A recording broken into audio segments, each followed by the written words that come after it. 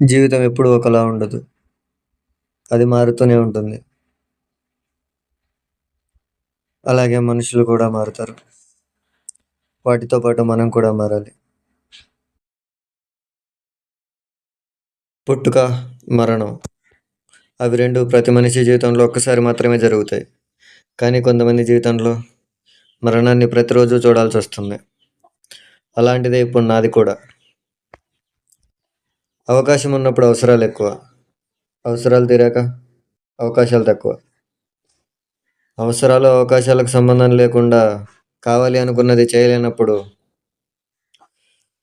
జీవితం ఎంత బాగున్నా కూడా నరకంలాగే ఉంటుంది.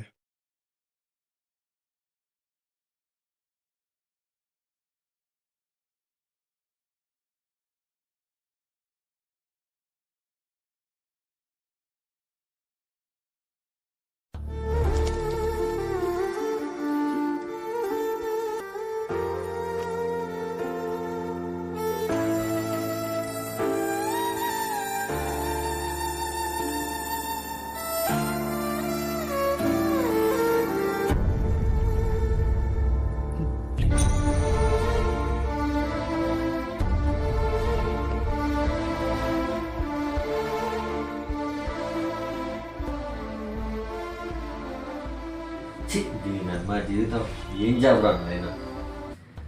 ఆ మేనేజర్ గాడేమో నేనేమో వాడి పర్సనల్ పని ఉన్నట్టు ప్రతి పని నాకే చెప్తాడు. మా జీవితం జాబ్ మానేద్దామేమో అంటే డబ్బులు లేకపోతే రోజు గడువుతాయి. నేను స్టార్ట్ చేద్దామన్న బిజినెస్ స్టార్ట్ చేద్దాం అనుకుంటే నా దగ్గర ఉన్న అమౌంట్ సరిపోతుంది.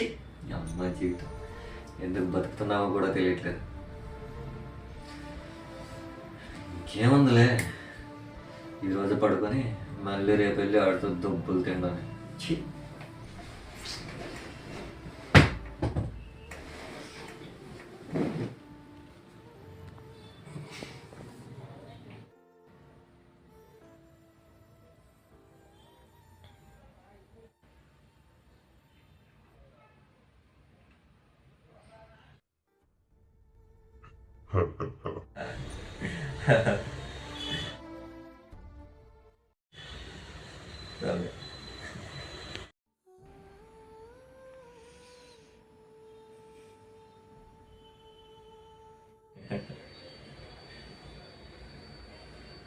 ఎవరు నువ్వు?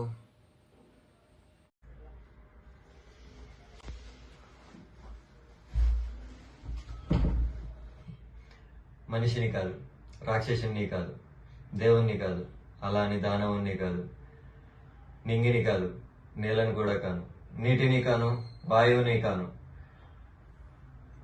అలా అని దిక్కులని కాను, దిశను కాను, చెట్టును కాను, పొట్టని కూడా కాదు. ఇవేవి కానప్పుడు ఎవరు నువ్వు?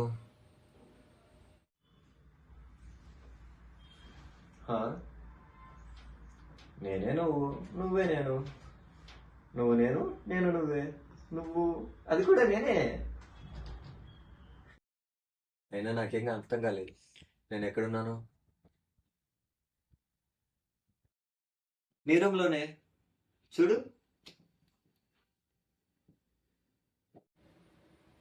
అయితే నువ్వు ఎలా లోపలికి వచ్చావు? ఎలా వచ్చాను? ఆ, ఎలా వచ్చాను? ఆ, ఇదిగో ఈ డోర్లో నుంచే వచ్చాను. మళ్ళీ క్రింజ్ జోకు.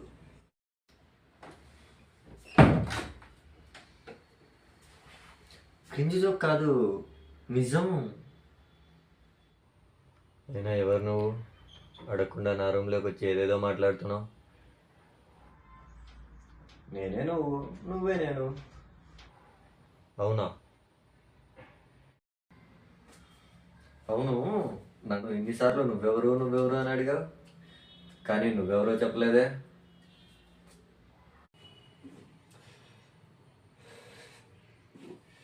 నేనెవరైతే నీకెందుకో, ముందు రూమ్లో నుంచి బయటికి వెళ్ళు.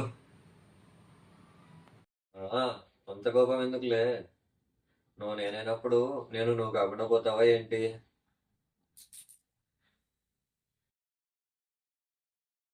మాట గట్టిగా వస్తున్నా గొంతు తడబడుతుంది.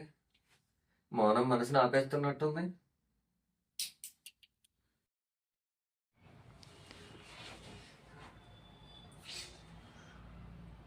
ఈ టైంలో మందు తాగొచ్చి నా రూమ్లోకి వచ్చి ఎవరు స్వామి నువ్వు ఇలా మాట్లాడుతున్నావు?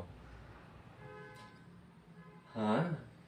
చెప్పకుండా మళ్ళీ మాట బాగానే దాటేస్తున్నావు.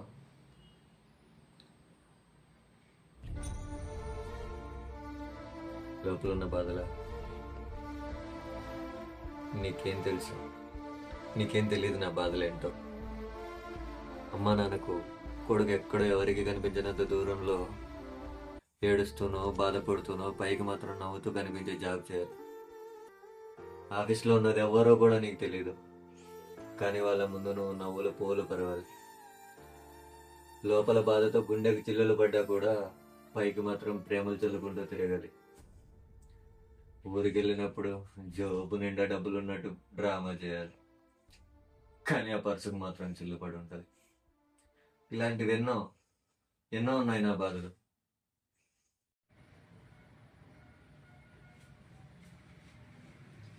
సరే అయితే నీకేం కావాలో నీకైనా తెలుసా, లేక నీకు కూడా తెలీదా?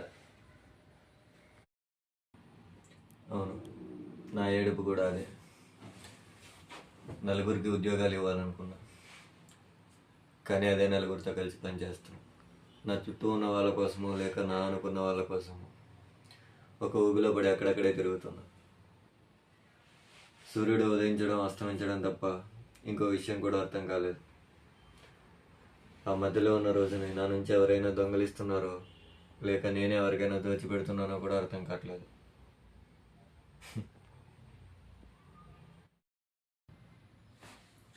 అబ్బో, మాటలు బాగానే చెప్తున్నావే. చేతలు చేసేవాడివైతే ఇవన్నీ మాటల్లా కాకుండా చేతల్లోనే ఉండేవిగా.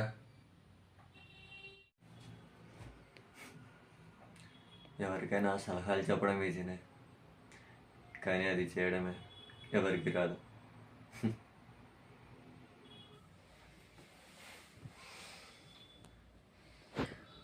నీకు నువ్వు సలహాలు చెప్పుకున్నావా? నిజాలు చెప్పుకున్నావా? అవన్నీ వదిలేసి బాధలు బాధలు అని అరుస్తావు ఎందుకు? మనం చేయలేనప్పుడు పక్కనున్న వాళ్ళ మీద నిందలేస్తాం. నీకేం చేయాలో నీకే తెలీదా? తెలుసు, కానీ అది సగమేనేమో అని ఆగిపోవాల్సి వస్తుంది. సగమా? భారతంలో అభిమన్యుడికి కూడా సగమే తెలుసు. తమ్ముడు కాపాడలేడని తెలిసి అన్నల్ని చంపడానికి వచ్చినప్పుడు తెలుసో తెలీదో అని కనుక్కున్నామని అడిగిన తన వారి కోసం యుద్ధాన్ని సైతం తన మీద వేసుకుని కర్ణ, ద్రోణ, అశ్వత్థామ లాంటి వీరులను సైతం భయపడేలా చేసిన వాడికి కూడా సగమే తెలుసు. సగం తెలుసని వెళ్ళలేదు, సగం తెలుసన్న ధైర్యంతో పోరాడాడు. 16 సంవత్సరాల కుర్రాడు కురుక్షేత్రాన్ని సైతం కుదిపేసి వీరుడై సూర్యుడై కాలమే రుద్రతాండవం చేస్తుందేమో అని భయపడేలా చేసి శత్రువులను సైతం చెంపగిల్లేలా చేసిన వాడికి కూడా సగమే తెలుసు. అందరూ చరిత్ర చదవడానికే ఉంటారు, కానీ చరిత్ర సృష్టించడానికి ఎవ్వరూ ట్రై చేయరు. ట్రై చేసిన వారికి మాత్రం ఖచ్చితంగా దొరుకుతుంది. ఆ చరిత్రను చదవాలా లేదా చరిత్రలో నువ్వు ఉండాలా, అది ఎప్పుడు నీ చేతిలోనే ఉంటుంది మిత్రమా, నీ చేతిలోనే ఉంటుంది. గమ్యం తెలియని నేను యుద్ధాన్ని ఎక్కడి నుంచి ప్రారంభించాలి, ఎలా అని ప్రారంభించాలి? యుద్ధాన్ని నువ్వు ఎప్పుడో ప్రారంభించావు మిత్రమా. ఇంకా ఉండేదల్లా దాన్ని ముందుకు తీసుకెళ్లడమే. నేనా? అవును, నువ్వు రోజు చేసే ఆలోచనే దానికి మొదటి అడుగు. నువ్వు రోజు కాచే ప్రతి కన్నీటి బొట్టు దానికి రెండవ అడుగు.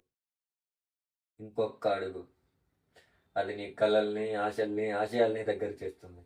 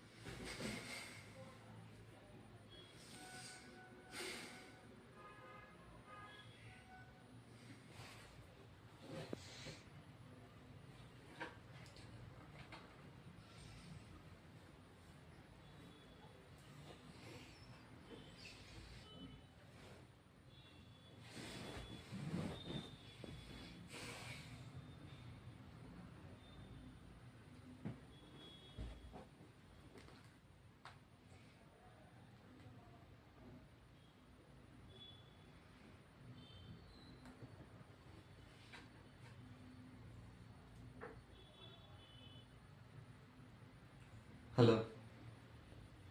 Hi Sunil. Yeah. Yeah, good. How are you? Yeah. Sunil, I'm resigning my job.